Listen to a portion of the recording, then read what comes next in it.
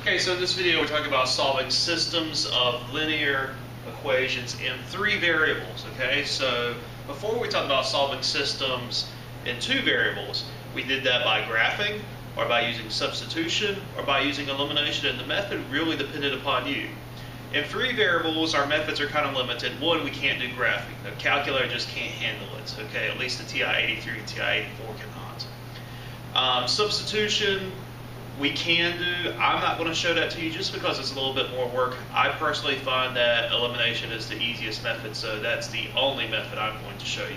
If you want to learn about substitution in three variables, then it's in your book. Read it or Google it or ask me individually. Okay, I'll happily show you individually, but as far as the class goes, we're just doing elimination. All right, so how can we solve a system of three linear equations? Well, like I said, we're doing elimination.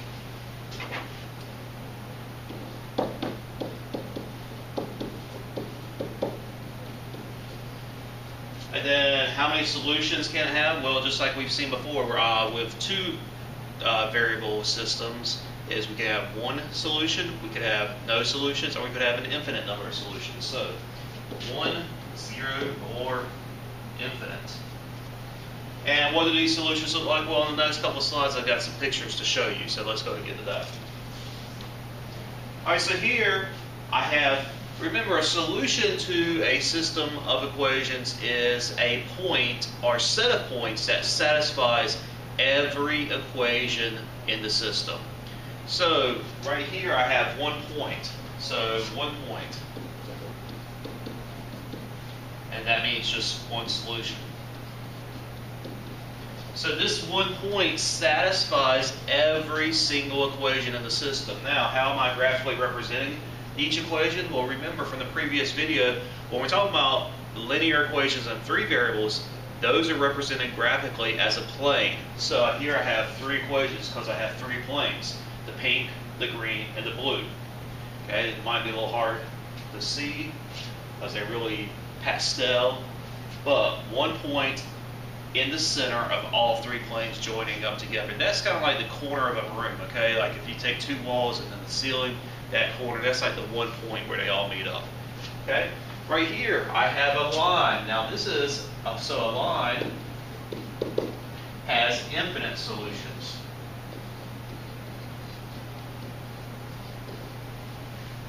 Okay, so this line is kind of going down through all three planes at the same time. Now you might be asking, why is a line infinite solutions? Well, a line, if you remember from geometry, contains an infinite number of points. So there's an infinite number of points that sit on this line that satisfy all three equations in my three variable system at the same time. So that might be like the corner of a room, okay, where we have three planes and there's a line going through all of them, something like that. I don't know. Okay, and then here, these are two representations of no solutions. So both of these pictures here represent no solutions. I'm going to do the one on the right first. So here the planes are parallel.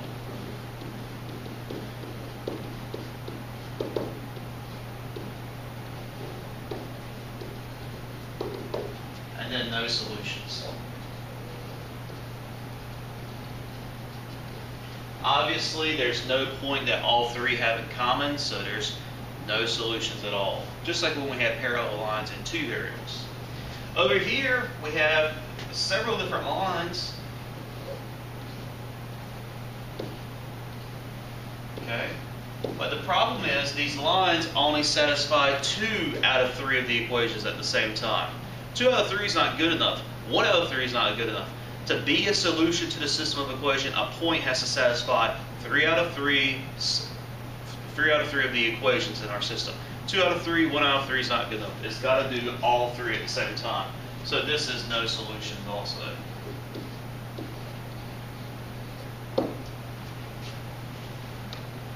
right, so let's get right on to solving a system. Now again, we're using elimination.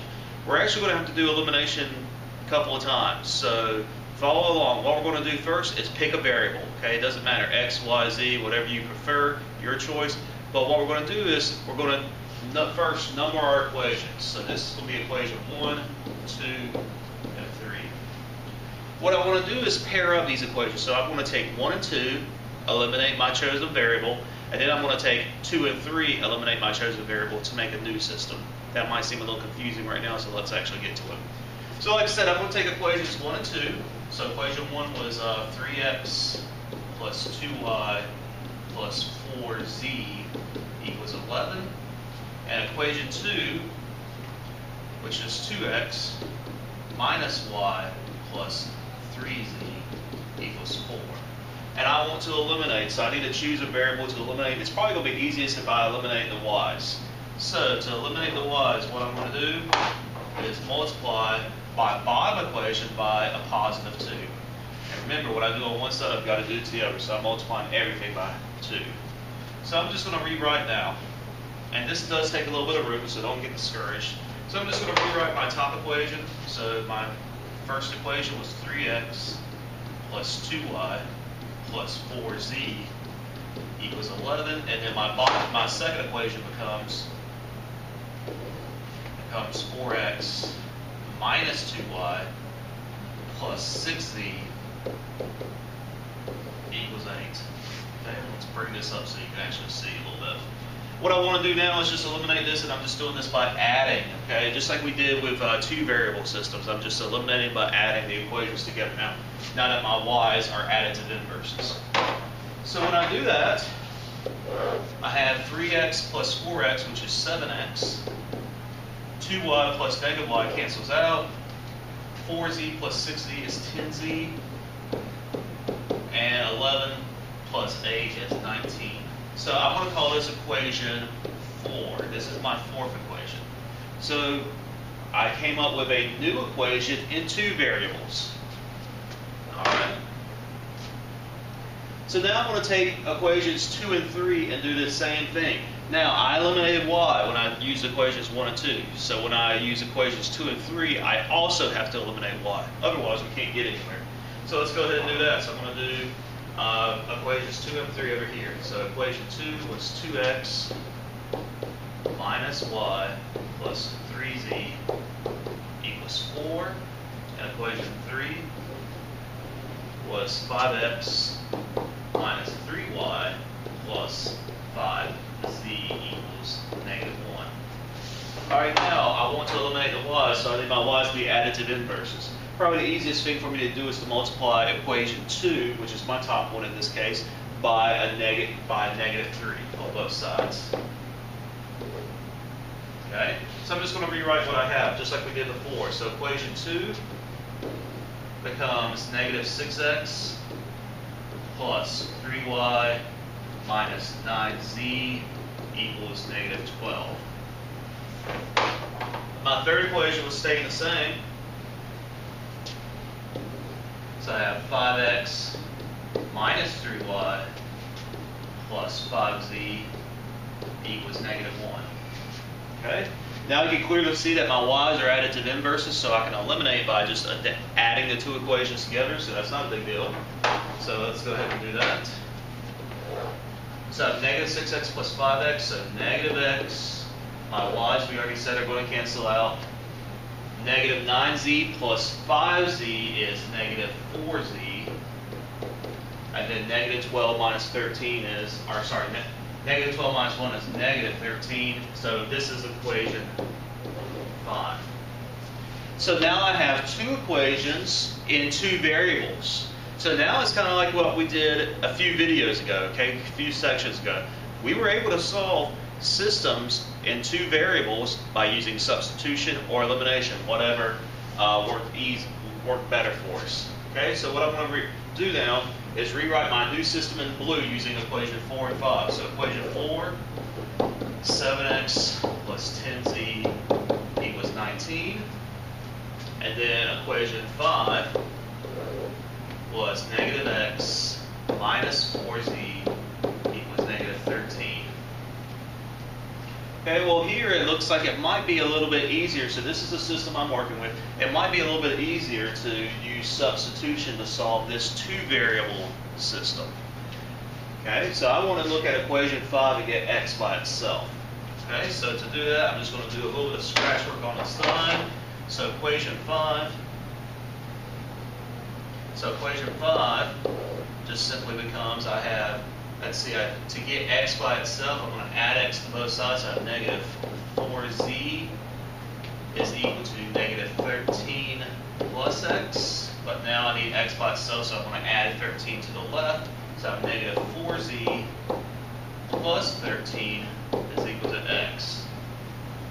All right, so what that means is everywhere I see an x now, in equation 4, I can just replace that x with negative 4z plus 13. So I'm going to go back in, and right here, everywhere I see an x, I want to replace it with this value, negative 4z plus 13, just like we did before. So let's go ahead and do that. So equation 4 becomes 7 times negative 4z plus 13 plus 10z equals 19. Okay, well now obviously I have distributive property. Remember I had distributive property because I had 7x. Well, x has a value of negative 4z plus 13, so that's two things. So both pieces have to be multiplied by that 7. So it's distributive property, so that's pretty easy. So negative 28z. Now 7 times 13, that might mess you up a little bit. Okay, if you want to think of it as distributive property, it's 7 times 3, which is 21, plus 7 times 10, which is 70. So 21 plus 70 is 91, plus 10z is equal to 19. Now we just need to combine like terms. So we have negative 18z plus 91 is equal to 19. And we want to subtract 91 on both sides. I'm going to use a calculator just to be safe. Okay. I mean, yeah, we can do it by hand, but when we got the tools, you know, let's use them. So 19 minus 91 is negative 72. So negative 18z is equal to negative 72. So again, z by itself by divided by negative 18. So z is equal to 4. All right, so we're a third of the way there. Now I can easily go back in and find x by plugging in here. So I know z, so I'm going to plug in right here into my modified equation 5. So what that means is, I go back up here. Everywhere I see a z, I'm going to put in the value of 4. So I have negative 4 times 4 plus 13 equals x. All right, well, negative 4 times 4 is negative 16, so negative 16 plus 13 is equal to x, so x is equal to negative 3. Okay, so I'm 2/3 of the way there. Now all that's left is to find y. So to find y, we're going to use these two values. We have x and we have z, and we're going to go back to the original equation. Just choose one of the originals, whichever one's easiest. And we're going to plug in our values for x and our values for z. I'm going to use equation 2. So everywhere I see a y now, or everywhere I see an x and a z, I'm going to plug in.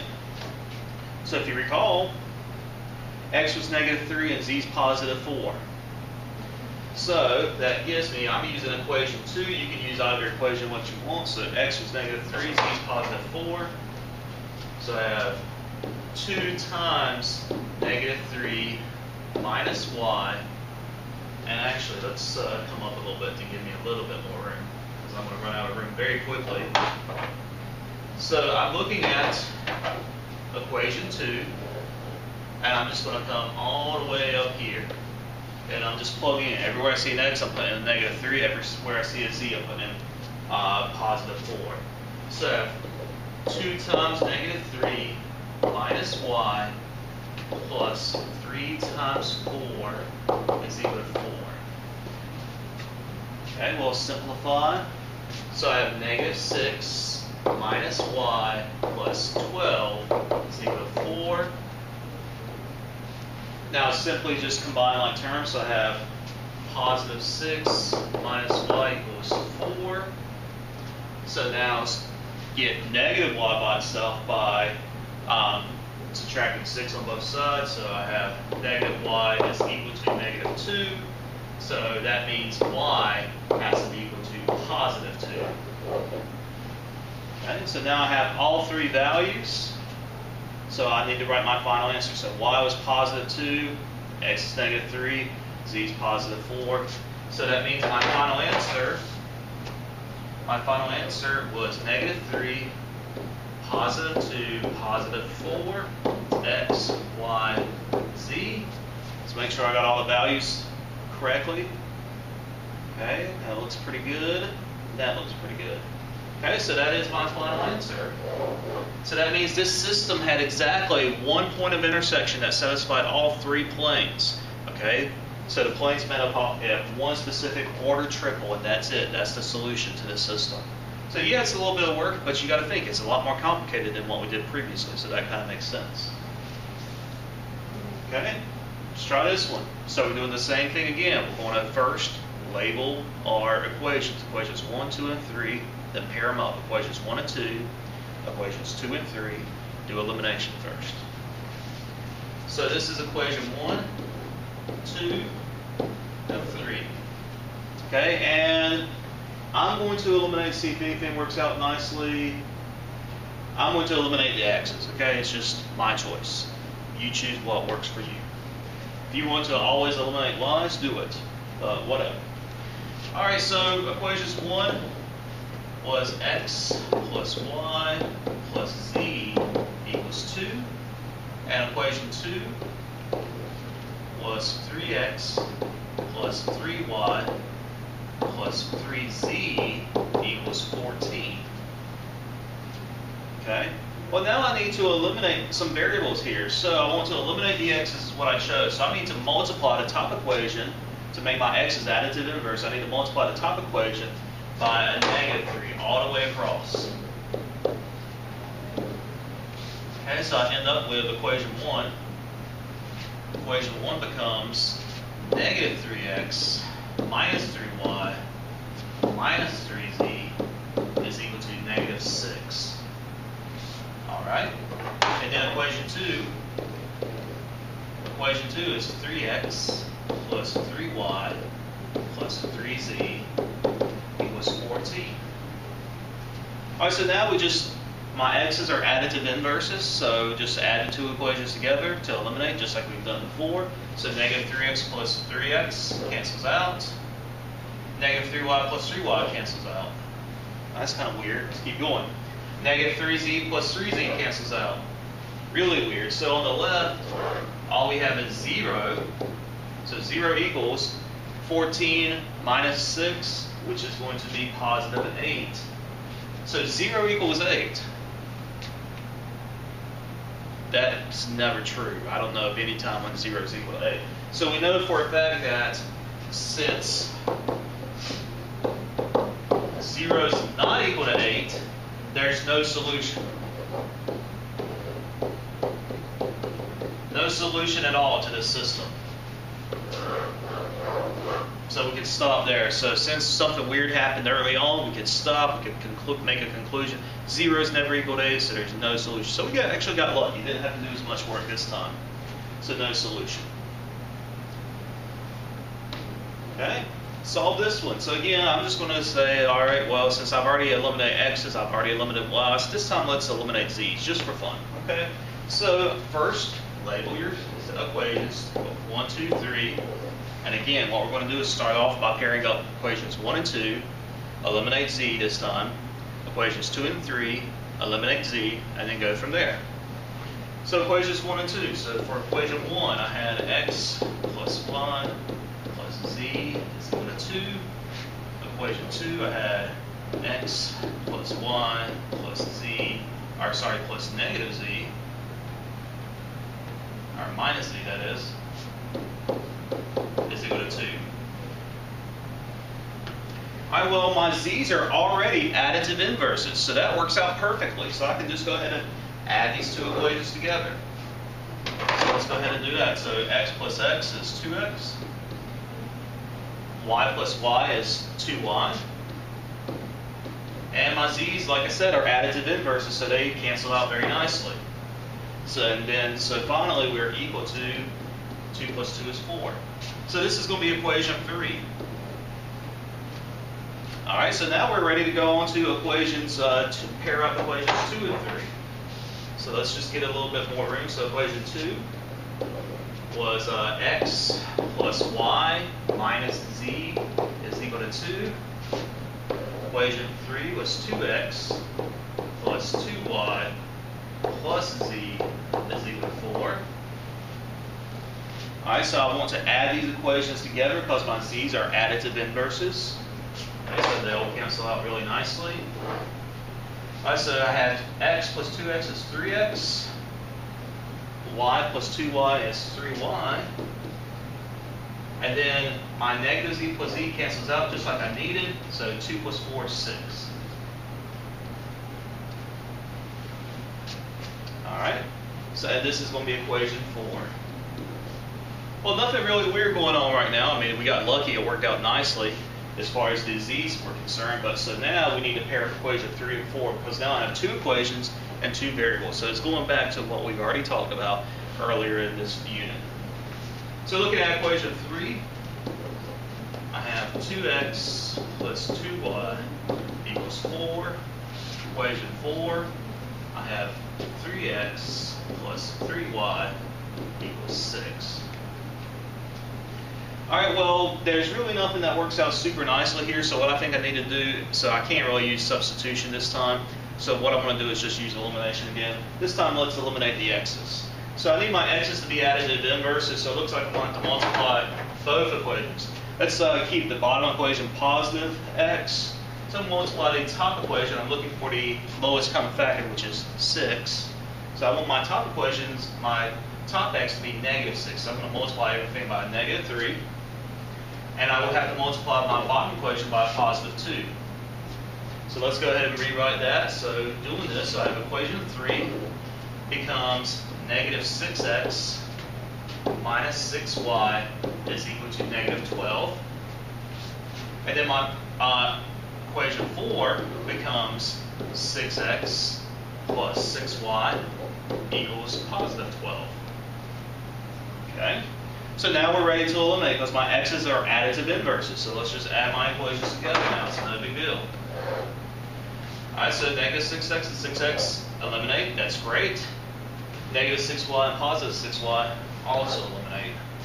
So that's kind of strange. And then negative 12 and positive 12 also eliminate. So 0 equals to 0.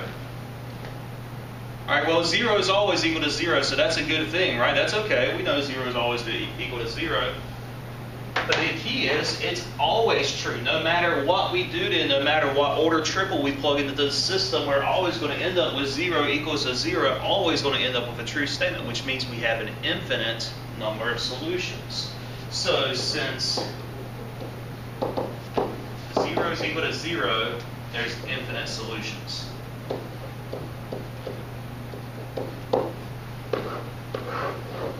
So 0 equals to 0 is always true no matter what we do. So there's an infinite number of solutions that satisfy, infinite number of order triples that satisfy this this system in 3 variables. And that's it for solving linear equations in 3 variables. Hope you enjoyed it.